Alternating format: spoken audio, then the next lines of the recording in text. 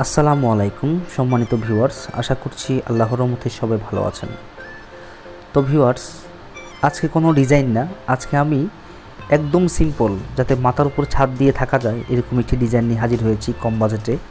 তো আসলে বর্তমান বাজারের অবস্থা আসলে এমন গুরুতর অবস্থা যে ডিজাইনওয়ালা বাড়ি তো দূরের কথা, এখন এমন বাড়ির ডিজাইন নিয়ে আসতে হচ্ছে কোনোরকম যাতে মাথার উপর ছাদ দিয়ে থাকা যায় এরকম করে। কারণ এখন বর্তমান যে বাজার, সেই বাজার ধরে আসলে ভালো ডিজাইন করতে গেলে আপনাদের প্রায় 30 লাখ পার করতে হবে।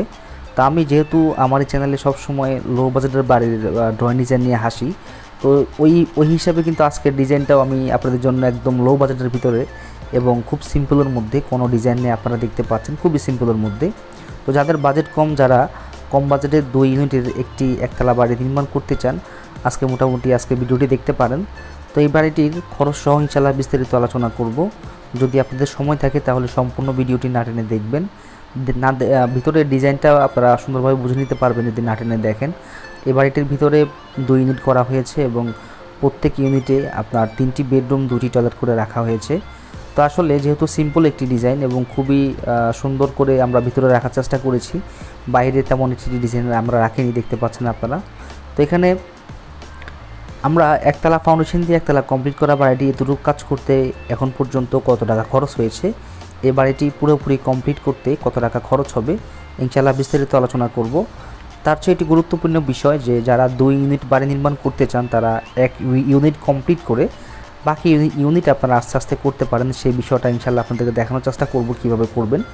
তো আপনারা বাড়ির ভিতরে প্রবেশ করে দেখতে পাচ্ছেন সিঁড়ি রুমটা। তো সিঁড়ি রুমের পাশেই 2 ইউনিটের 2টি দরজা রাখা হয়েছে। তো দরজাগুলো কাঠের রাখা হয়েছে যেহেতু মেইন দরজা, তো আমরা সবসময় চেষ্টা করি মেইন দরজাগুলো কাঠের দেওয়ার জন্য। তারপরে ভিউয়ার্স, এখানে আমি আপনাদেরকে যে কমপ্লিট অর্থাৎ যে ইউনিটটা কমপ্লিট হয়েছে সেই ইউনিটটা ইনশাআল্লাহ দেখানোর চেষ্টা করব। তারপরে এপাশের ইউনিটটা এখনও কমপ্লিট করা হয়নি, তো সেটাও আপনাদেরকে দেখাবো যদি ধৈর্য সহকারে আমাদের সাথেই থাকেন। তো ভিউয়ার্স, ইউনিটের ভিতরে প্রবেশ করার পরেই আপনারা দেখতে পাচ্ছেন যে একটি রুম রাখা হয়েছে, বেডরুম। তো যেহেতু আমাদের লো বাজেট এবং জায়গা খুব স্বল্প 1500 স্কোয়ার ফিট, সেহেতু আমরা এখানে কোনো ডাইনিং স্পেস রাখিনি, শুধু ড্রয়িং স্পেস রাখিনি, ডাইনিং স্পেস রাখিনি, ড্রয়িং স্পেস রাখা হয়েছে, আপনারা দেখতে পারবেন। তো এটি একটি বেডরুম দেখতে পাচ্ছেন, এখানে আমরা ডাইনিং রুম রেখেছি, এই মাঝখানে জায়গাটা ডাইনিং রুম এবং এটা আপনারা চাইলে বেডরুম হিসেবেও ব্যবহার করতে পারবেন অথবা ডাইনিং রুম হিসেবে ব্যবহার করতে পারবেন। এই রুমটার সাইজ রাখা হয়েছে 10x12 করে। তো এখানে একটি জানালা রাখা হয়েছে শুধু এই রুমটার মধ্যে, যেহেতু এটা মাঝখানের রুম। তো আপনারা চাইলে কিন্তু এটা বেডরুম হিসেবে ব্যবহার করতে পারবেন। তারপর ভিউয়ার্স, এখানে দেখতে পাচ্ছেন যে যেহেতু এটা ড্রয়িং রুম সেহেতু এখানে একটা বেসিন দেওয়া হয়েছে। তো আমরা চেষ্টা করি যে ক্লায়েন্টকে কীভাবে অল্প খরচের মধ্যে সুন্দর একটি ডিজাইন করে দেওয়া যায় যাতে আমার ক্লায়েন্টটা ভালো থাকে এবং তাদের খরচের মধ্য দিয়ে যাতে ডিজাইনটি করে সে কমপ্লিট করতে পারে। তো আসলে অনেকেই ডিজাইন করে কিন্তু কম খরচে বাড়ির ড্রয়িং ডিজাইন করে অদক্ষ ইঞ্জিনিয়ার দিয়ে, তাতে করে তারা ইঞ্জিনিয়ারকে টাকা কম দেয় এবং তারা একদম হাই বাজেটের একটি বাড়ির ড্রয়িং করে দেয়। তো ওই বাড়ির ড্রয়িং করলে হয় না, বাড়িটা কমপ্লিট করতে করতে তার অবস্থা খারাপ হয়ে যায়। তো দেখতে পাচ্ছেন যে এখানে আমাদের ভিতরে টয়লেটটা খুব সুন্দর করে আমরা ডিজাইনটি করেছি টাইলসের কম্বিনেশন, কালার কম্বিনেশন করে। তো এই বিষয়গুলো কিন্তু অনেকে উল্লেখ করতে চায় না, আমরা বেজ থেকে এবং বাড়ির ভিতরে কোন জায়গায় কোন টাইলসটা দিলে আপনাদের জিনিসটা সুন্দর লাগবে, ফুটবে, এই বিষয়গুলো আমরা বেশি গুরুত্বভাবে দেখি।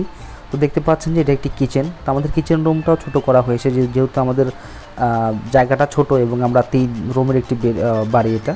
তো এটা আমাদের কিচেন রুমটা। তো কিচেন রুমটার মধ্যে আমরা যথেষ্ট পরিমাণ চেষ্টা করেছি সুন্দর করে ডিজাইনটি করার জন্য।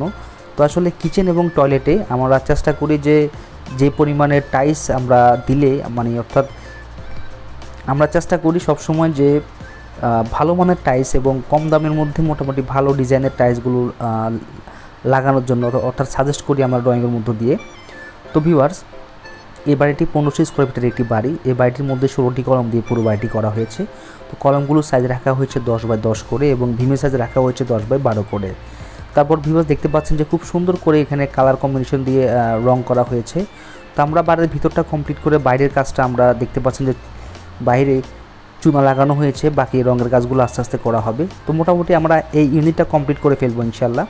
তো দেখতে পাচ্ছেন যে এই বেডরুমটা মাস্টার বেডরুম হিসেবে ব্যবহার করা হবে, এটার সাথে একটি অ্যাটাচ টয়লেট রাখা হয়েছে। তো টয়লেটগুলোর সাইজ আমরা রেখেছি 4 ফিট বাই 6 ফিট 7 ইঞ্চি করে। তো মোটামুটি সিম্পলের মধ্যে একটি মানুষ অর্থাৎ একটা মানুষের পরিপাটি যে একটা ওয়াশরুম দরকার হয়, এখানে গোসলখানাও আছে, আপনারা দেখতে পাচ্ছেন খুব সুন্দর করে আমরা সেই ডিজাইনটি রেখেছি।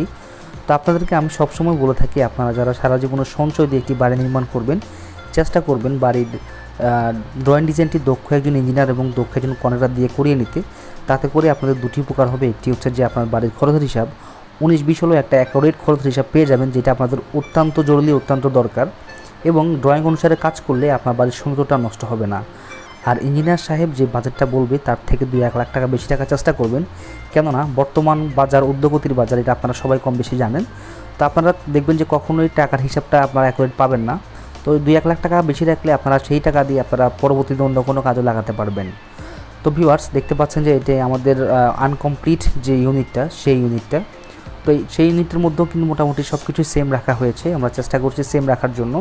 তো যদিও আমরা এই ইউনিটটার চারপাশে কমপ্লিট করেছি, এখনও ভিতরে একটি ওয়াল বাকি আছে এবং প্লাস্টারও বাকি আছে আমাদের।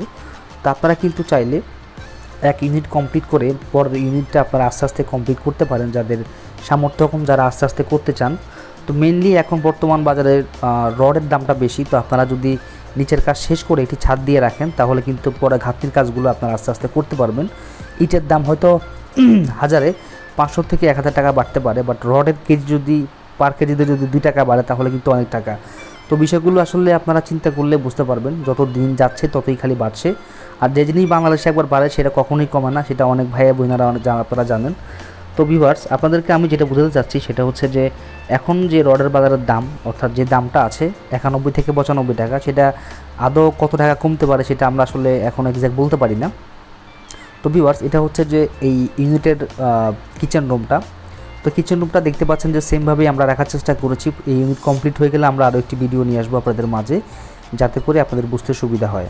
তো ভিউয়ার্স এই বাড়িটির 16টি কলমের ভিতরে 16টি কলমের ভিতরে যে রড আমরা ব্যবহার করেছি সেটা হচ্ছে যে 12 মিলি রড আমরা 4 পিস করে দিয়েছি। এবং এই বাড়িটির সবচেয়ে গুরুত্বপূর্ণ ইম্পর্টেন্ট যে বিষয়গুলো আছে সেটা হচ্ছে আমাদের সিঁড়ির পাশের 4টি কলমে আমরা 12 মিলি রড 6টি করে দিয়েছি, যেটা আমরা ক্যালকুলেশন করে বের করে থাকি যে আমাদের কোন কলমের মধ্যে কীরকম ওয়েটটা পড়ে। তো ভিউয়ার্স এই বাড়িটির প্রত্যেকটি জানালা সাইজ রাখা হয়েছে 4 ফিট বাই 4.5 ফিট এবং দরজার সাইজ রাখা হয়েছে 7 ফিট বাই 3 ফিট করে, এবং উপরে ছাদ ঢালাই করা হয়েছে 5 ইঞ্চি করে, নিচের ভিত ঢালাই করা হয়েছে 3.5 ইঞ্চি করে। তো বন্ধুরা এই বাড়িটির ডিজাইন যদি কারো পছন্দ হয় তাহলে আমাদের সাথে স্ক্রিনে থাকা নাম্বারে যোগাযোগ করবেন। আমরা চেষ্টা করব আপনাদেরকে ড্রয়িংটি সহ নেক্সট ভিডিওতে ইনশাল্লাহ ড্রয়িং সহ উপস্থাপন করব, তখন আপনারা পুরোপুরি দেখতে পারবেন কমপ্লিট হওয়ার পরে এই বাড়ির ডিজাইনটি কীরকম হয়। যেহেতু এই বাড়িটির সামনে কোনো পোস্টার ডিজাইন নাই অথবা কোনো আহামরি কোনো ডিজাইন রাখা হয়নি, সেহেতু আমরা চেষ্টা করব যে রঙের যে ডিজাইনগুলো আছে সেই ডিজাইন দিয়ে মোটামুটি বাইরে সুন্দরভাবে ফুটিয়ে তোলার জন্য, এবং আমরা ভিতরে টাইলস ব্যবহার করব। সেটা আপনারা অবশ্য একটি ইউনিট দেখেছেন যে আমরা টাইলস ব্যবহার করেছি।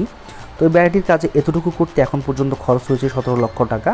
তো আমাদের যে কমপ্লিট যে ইউনিটটা, সেই ইউনিটের টাইলস, ইলেকট্রিশিয়ান, স্যানিটারি, প্লাম্বার ছাড়া, ওই খরচ ছাড়া কিন্তু এখন পর্যন্ত 17 লক্ষ টাকা খরচ হয়েছে।